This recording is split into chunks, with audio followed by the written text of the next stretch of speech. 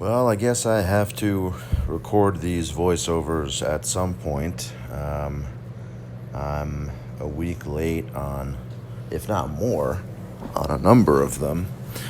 Hold on, my dog wants to get let out onto the terrace. Trying times here in America. Trying times. I was pretty happy with how things were going until, well, with regard to Corona anyway, until this poor gentleman got killed in Minnesota. And I don't like talking about race relations because they are a very real issue. I certainly don't like to talk about policing very much because I feel like I do enough of that on an everyday basis at work because that's what I do. And I know a number of people over the months have asked what I do for work aside from dabbling in the markets. And up until now, I have refused to answer that. And I think most people, even in my Discord server, do not know that. Most people in my guild might not even know that. Only people that I'm very close with in the game and people that have known me for literal years know that about me. And the reason being, it is probably one of the most hated professions in the world by people outside of it. And I get that. I get that. I think that there are a lot of departments and individual police officers that have behaved poorly. That might make people not like the police. But I think that at this point in time, it might be certainly not pertinent to why we're here watching Swiggo videos, but I think given the events of the last week or so, might warrant a discussion.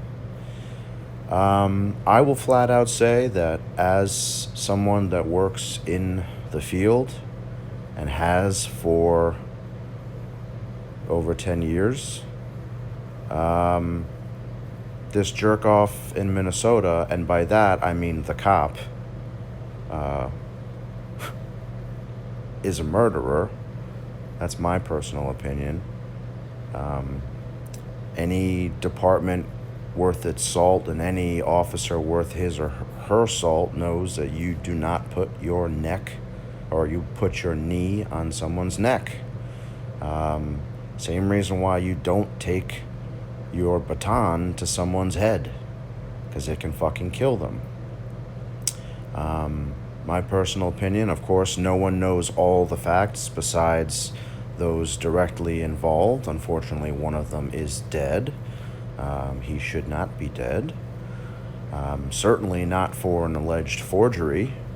The alleged crime was that he used a fake bill of currency, an unknown denomination. I deal with forgeries every day. Not so much fake currency, but I deal with forgeries every day. I do exclusively white-collar crime, usually as it pertains to construction and at times organized crime. That's what I do. I deal with forgeries a lot. And I'll tell you, it never once occurred to me to put my knee on someone's neck. I've never even so much as had to use force in my decades worth of working in law enforcement. I worked at the Manhattan DA's office when I came fresh out of school, and then I moved on to investigations. Never had to use force, never even had to draw my firearm. Part of that, of course, can be attributed to the fact that I exclusively do white-collar crime, no question. But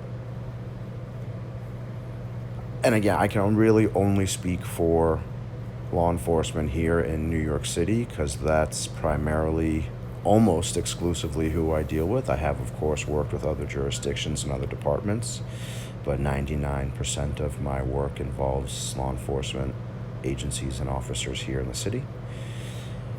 And I can tell you, I don't know anybody that would put their fucking knee on someone's neck for 8 minutes. Certainly not over a forgery, an alleged forgery. And who's to say it's his forgery? Who's to say Floyd even knew that the dollar bill was fake? He might have, but even if he did, doesn't warrant or justify putting your knee on his neck. He wasn't, from what I saw, and granted I did not see the whole video, he wasn't thrashing. He's a big man, that's for sure, but once he's cuffed, that's a seizure. That is, from the legal sense, a seizure. You have seized that person. You are responsible for that person. I don't know what else to say besides this guy Chauvin was dead wrong.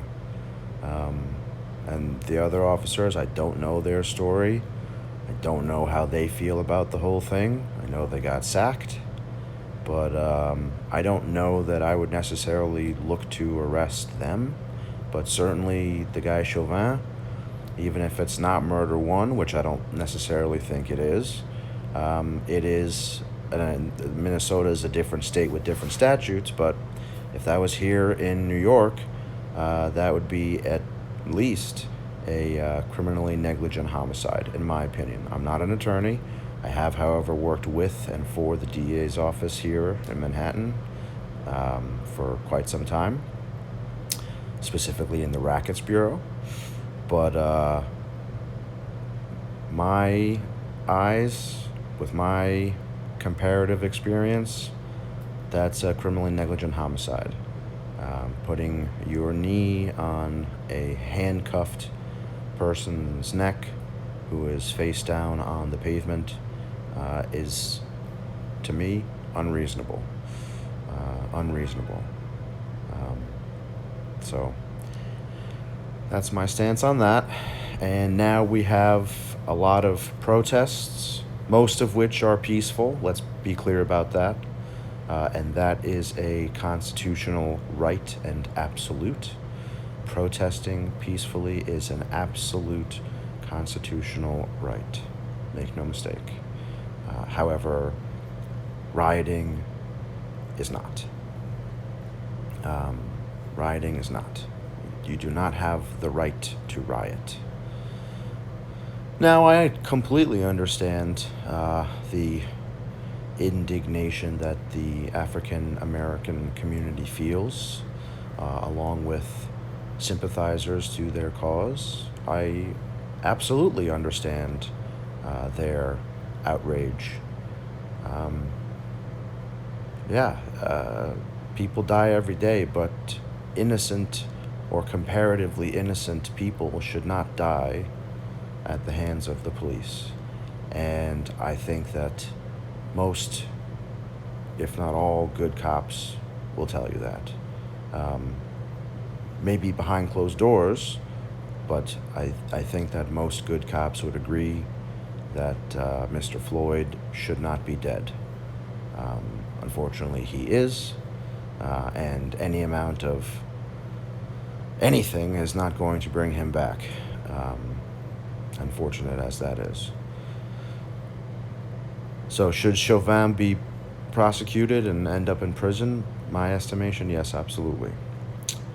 Does that mean that people should riot, destroy businesses, cars, people's livelihoods? I don't think that that is the answer. I do agree that the black community has not been heard to the degree which they would like, because this keeps happening, and that is a very real problem. There obviously have been some officer-involved shootings here in New York City over the past few years, or not even shootings, just deaths, officer-related deaths for suspects, most notably Eric Garner. And a lot of people will compare Mr. Floyd to Mr. Garner's case. And while there are, of course, a number of similarities, the difference to me, and again, I'm not an attorney, but the difference to me is that in the Eric Garner case, Officer Pantaleo used what is effectively a chokehold. While that is and was against the NYPD patrol guide, it is and was not, in terms of the law, an illegal maneuver. Was it necessary? No, I don't think so. And his life is ruined. And there are many people that think that that's fair. His life should be ruined. I don't know if his life should necessarily be ruined, but he certainly shouldn't be a police officer anymore, in my opinion. And I, of course, have, unsurprisingly, many friends in the NYPD. And everyone that I work with and know is a good cop. And I would take a bullet for them, and they would take a bullet for me. Because for the most part, certainly in investigative units, bad cops don't stick around. They do not stick around. They get moved, they get promoted out, but they do not stick around. Unless they got hooks. If they got hooks to bosses, then that's a different story. But that's a whole other discussion about police forces. So Garner and Floyd have a lot of similarities in the cases. They are not, however, the same. I would more closely equate Mr. Floyd's case to Philando Castile's case. Philando Castile had a licensed firearm and was shot and killed by a police officer. That police officer, I do believe, ended up getting off. I don't know all the facts of that case, nor do I really care to. But I think that I will go out, not even on a limb, I will be so bold as to say that if former Officer Chauvin is exonerated of these charges, then that would probably be the biggest miscarriage of justice that I have ever seen. I don't think that any reasonable human being would think that it's okay to leave your knee on someone's neck, obstructing their breathing, for 8 minutes. Different than a chokehold. Chokehold is temporary. Of course, Mr. Garner was then pinned. From what I recall, however, no one put their knees on his neck. Yeah. So, I do think that if Chauvin is let off, that would be an atrocious miscarriage of justice. So hopefully, we'll get the right outcome. This is a very sobering and somber conversation to have during a Swigo video, but let's be real, this is on everyone's minds. Yeah. I do not think that rioting is the answer. I think that peaceful protest is absolutely the answer.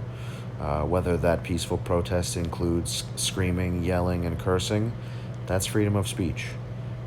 Throwing bricks at police officers is not freedom of speech. Assaulting police officers with garbage cans is not freedom of speech. Breaking windows and storefronts is not freedom of speech.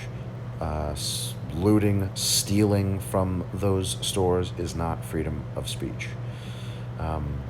There are obviously a lot of protests here in New York City. Again, I would say at least 90% of which are peaceful protests being done the proper way. But even in that, there are a line of, right here on my block, there was a line of police officers who were standing and guiding the protesters, as it were, or whatever you want to call it, guiding them or I don't know. But everyone, as they walked by, said, fuck the police, fuck the NYPD, suck my dick. And it's annoying to hear, but that's still freedom of speech. Is it disrespectful? Yeah, but it's still freedom of speech. So I don't have a problem with any of the peaceful protesters because they are doing it the right way. They have a reason to be angry. I'm certainly not thrilled that yet another police officer has fucked up when we have had literal years of police officers fucking up. Two other African American people were killed within the last few weeks also. I mean, this is not new. The national spotlight on people being killed by the police is not new. Whether you want to call it police brutality, whether you want to call it excessive force, whether you want to call it whatever you want to call it, it does not matter. The national spotlight, outside of coronavirus, has not left this topic. This is a hot topic because it happens a lot. And I'm not saying that all cops are wrong. Obviously, I don't think that. That'd be silly. I do, however, think some cops fuck up. Now, we all fuck up. We are all human. Cops are human. Cops are going to make mistakes. That's just the way of the world. That is human nature. No one is perfect. Even if you're not a bad cop, you're going to make mistakes. I've made mistakes. They have not, thankfully, resulted in anyone being injured, certainly not killed. But I've made mistakes doing my job. It happens all the time. Doctors make mistakes. Lawyers make mistakes. Well, they surely do. Everyone. If you can't give a mea culpa for having made a mistake, you're not a human being. Like, you're not a real person. You're a child. If you cannot admit that you made a mistake, you are a child. And I think that cops should be held accountable to mistakes they've made. Hopefully, the mistakes that they make don't amount to bodies, because that's unfortunate, to say the least. And certainly brings more scrutiny to the police. But you know what? If a suspect dies in police custody, that's a problem. And that needs to be addressed. And the responsible party needs to be held accountable. No one should be dying in police custody. If someone is handcuffed, they're in your custody. They should not be dying while they're handcuffed in your custody. Period. The end. And I think that most good cops would agree with that. I am not overly fond of small town, middle America, whatever cops, because I think a lot of them are cowboys. Not all of them. I've met a lot of very nice cops from other states and jurisdictions. Met a lot of good cops in Michigan. Oh, end of the video. Oh, thank God I don't have to talk about this anymore. Look at that.